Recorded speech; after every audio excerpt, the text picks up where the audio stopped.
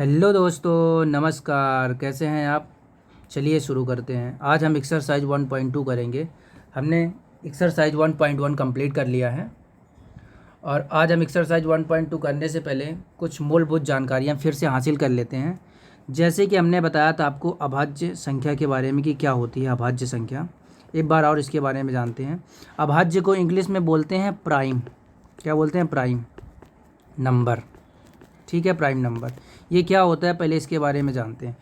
Prime number या अभाज्य संख्या ऐसी संख्या होती है जो अपने आप से डिवाइड हो। कहने का मतलब जैसे 3 है, 2 है, 5 है, 19 है, 23, ये सब नंबर अपने आप से डिवाइड होंगे। यानी ऐसे नंबर जो अपने आप से डिवाइड हों, यानी कि जिसके अधिकतम 2 फैक्टर हों, मैक्सिमम 2 फैक्टर हो, 3 और 1, जिसके अधिकतम 2 गुणनखंड हो। कहने का मतलब ये सब नंबर अपने आप से ही डिवाइड होंगे, किसी और भी नंबर से डिवाइड नहीं होंगे।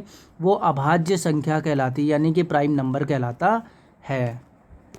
जैसे हमने एग्जाम्पल के लिए मान लीजिए लिखा 37, यानी कि 37 लिखा। अब आप हमें ये बताइए कि ये प्राइम नंबर या अभाज्य संख्या है या नहीं। तो ये अभाज्य संख्या है, क्योंकि 37 से ही डिवाइड होगा। किसी और नंबर से आप डिवाइड करके बताइए, नहीं होगा, और 1 से होगा। तो बस ये हमारा क्या है? प्राइम नंबर, यानी जो अपने आप से डिवाइड हो या फिर 1 से हो, यानी कि जिसके अधिकतम 2 फैक्टर हों, यानी जिसके 2 गुणनखंड हो, 37 और 1। इस तरह ये क्या कहलाता है? अभाज्य संख्या कहलाती है। ठीक इस तरह हमने समझा कि अभाज्य संख्या या प्राइम नंबर क्या होता है। अब डायरेक्ट चलते हैं क्वेश्चन नंबर 1 पे। क्वेश्चन नंबर 1 कहता है कि 140 को अभाज्य गुणनखंड के रूप में, अभाज्य गुणनखंड के गुणनफल के रूप में व्यक्त करना है। गुणनफल के रूप में व्यक्त करना है, यानी प्राइम फैक्टर के मल्टीपल के रूप में एक्सप्रेस करना है इसको। ठीक है, तो इसको एक्सप्रेस करेंगे अपन। तो सबसे पहले हम 140 का गुणनखंड निकालेंगे। 140 का गुणनखंड निकालने के लिए भाग विधि का प्रयोग करेंगे। 140 में हम सबसे पहले 2 का भाग देंगे। जब 2 से भाग नहीं जाएगा तो 3 का, फिर 4 का, फिर 5 का, ऐसे भाग देते हैं। तो पहले 140 में 2 का भाग देते हैं। 2 से भाग जा रहा है, 2 सत्ती 14, 0 आ गया। 2 से फिर भाग दिए तो 35। अब 35 में 2 का भाग नहीं जाएगा, 3 का नहीं जाएगा, 4 का नहीं जाएगा, लेकिन 5 का भाग जाएगा। 5 से किए 7, 7 को 7 से भाग दिए, एक बार में गया। इस तरह ये प्रक्रिया तब तक करना है जब तक कि 1 ना आ जाए। तो ये क्या निकल के आए? हमारे गुणनखंड निकल के आए। किसके? 140 के। तो हम इस गुणनखंड को यहाँ पे लिखेंगे 2 गुणे 2 गुणे 5 गुणे 7। ठीक, अब ये देखो 2 कितनी बार है? 2 बार है। तो हम 2 के पावर में 2 लिखेंगे, गुणे 5 गुणे 7। इस तरह हमने 140 के ये अभाज्य गुणनखंड के गुणनफल के रूप में लिख दिया, यानी प्राइम फैक्टर के मल्टीपल के रूप में हमने लिख दिया। ये सब हमारे 2, 5, 7 क्या है? ये प्राइम फैक्टर हैं, ये प्राइम नंबर्स हैं। हाँ, ये अपने आप से ही डिवाइड होंगे। तो यही तो क्वेश्चन कह रहा है कि अभाज्य गुणनखंड के गुणनफल के रूप में हमें इसको व्यक्त करना है। अब क्वेश्चन नंबर मैं फर्स्ट का थर्ड नंबर एक बार और बताता हूँ और अच्छे से समझाता हूँ। इसके बाद अब क्वेश्चन नंबर 4 और 5 को आप बनाएंगे। तो क्वेश्चन नंबर 3 क्या दिया हुआ है? 3825।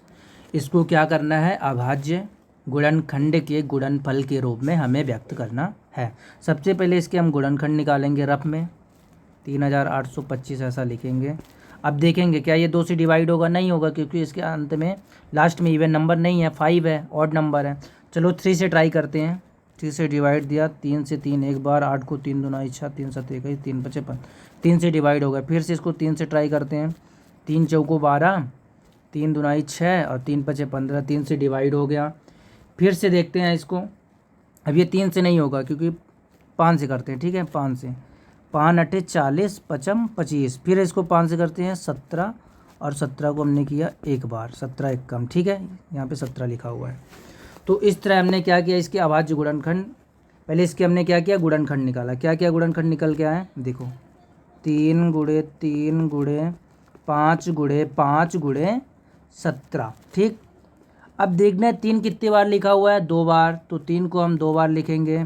5 कितनी बार है? 2 बार, तो ऐसे पावर में। और 17 एक बार है, तो एक बार। इस तरह हमारा 3825 के क्या आ गए? ये अभाज्य गुणनखंड के गुणनफल के रूप में हमने इसको व्यक्त कर दिया। इस तरह हमारा ये क्या हो गया? सॉल्व हो गया। बहुत ही आसान है, कुछ नहीं करना है। सबसे पहले आप इस नंबर का गुणनखंड निकालेंगे ऐसे। गुणनखंड निकालने के बाद देखेंगे कौन सा नंबर कितने बार है, उसको बस ऐसे लिख देंगे, हो गया हमारा, ये सॉल्व हो जाएगा। तो अब चलिए क्वेश्चन नंबर 2 पे चलते हैं। इसमें क्वेश्चन में कह रहा है कि दो नंबर्स दिए हुए हैं नीचे, उनका HCF और LCM निकालना है और उनकी जांच भी करना है कि दो संख्याओं का गुणनफल HCF और LCM के गुणनफल के बराबर होता है। तो क्वेश्चन नंबर में दो संख्याएं दी हुई हैं, एक है 26 और एक है 91। ठीक है, इन दोनों का हमें क्या करना है, LCM और HCF निकालना है और इसे वेरीफाई भी करना है कि दो संख्याओं का गुणनफल क्या होता है, LCM और HCF के गुणनफल के बराबर होता है। ये हमारा क्वेश्चन कह रहा है। तो चलो इसको बनाते, बहुत आसान क्वेश्चन है, कुछ नहीं करना है, LCM निकालना है एक बार और एक बार HCF निकालना है और क्या करना है, इन दोनों का गुणनफल करके देखना है कि क्या ये बराबर है कि नहीं। तो चलिए शुरू करते हैं। तो सबसे पहले हमें क्या करना है, जो 26 दिया हुआ है इधर रफ कार्य में क्या करेंगे, 26 का फिर से हम गुणनखंड निकालेंगे, 2 से डिवाइड करेंगे 13, 13 को 13 से 1, तो इसके गुणनखंड 2 और 13 निकल के आए। इसी तरह हम 91 का गुणनखंड निकालेंगे। 91 को देखते हैं किससे डिवाइड होगा, डायरेक्ट 13 से करते हैं। ठीक है, 13 सते 91 और 7 7 से गया, तो इसके क्या निकल के आए, 13 गुणे 7। इस तरह हमने 26 के दो गुणनखंड निकाले और 95 के दो गुणनखंड निकाले। ठीक, और अब हमें इनका LCM और HCF निकालना है। क्या निकालना है, LCM और HCM। तो HCF के लिए क्या करना होता है, जो HCF होता है वो जो इस वाले में और इस वाले में कॉमन हो। आप बताइए इन दोनों में 13 कॉमन है कि नहीं है ना, 13 कॉमन, तो बस यही हमारा क्या कहलाएगा, HCF कहलाएगा। HCF ये देखना है कि इसमें और इसमें क्या कॉमन है, 13 कॉमन है, हमने 13 को निकाल लिया, यही हमारा HCF। और जो LCM होता है वो क्या होता है कि इन दोनों को मिला जुला होता है, जैसे सबको, हमें किसी को छोड़ना नहीं होता LCM के लिए। ठीक है, जैसे एक बार हमने 2 लिया, ठीक है, एक बार क्या लिया, 2। ठीक, अब 13 दो बार है ना, एक इसमें है एक इसमें है, तो एक 13 को शामिल करेंगे, एक 13 को ले लिया और एक 7 को। ठीक, इसका हमने गुणा किया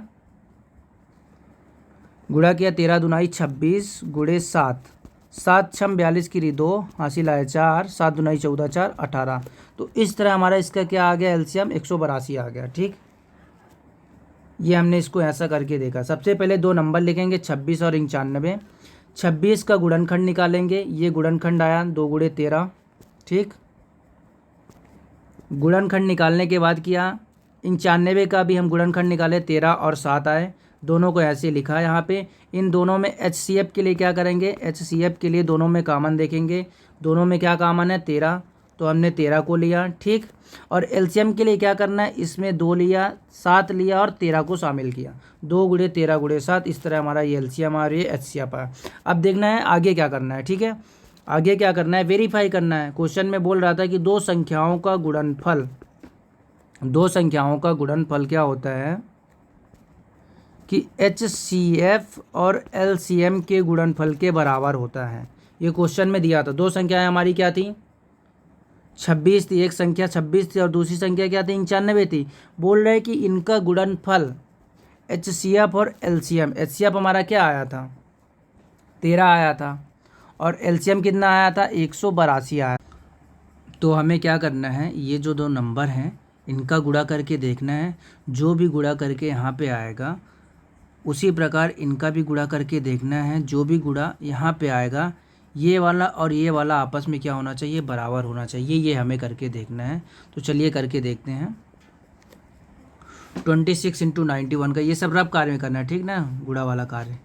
तो ये हमने यहाँ पे ऐसे गुणा किया, एक छक्के 6 और एक दुक्के 2, 9 छक्के 54 की 4 हासिल आए 5, 9 दूनी 18, 5 23, 6 4 2 6 3 2, तो कितना आया, 23 66 आया, 2366। और इधर जब हमने किया 182 और 13 का, 182 और 13 का,